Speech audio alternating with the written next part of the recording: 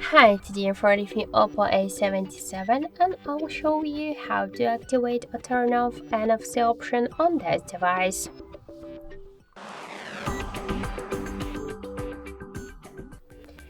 So first open the settings application and then tap to connection and sharing.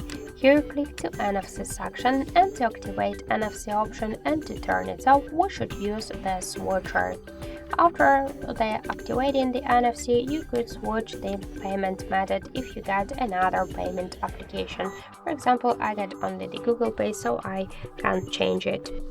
So also we get one more way how we could activate or turn off the NFC. Just first open the control panel and find here somewhere the NFC option.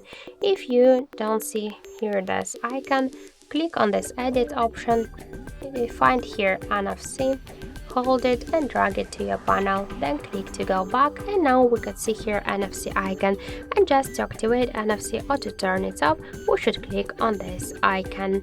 And that's it. So thank you for watching, and if you find this video helpful, leave like, comment and subscribe our channel.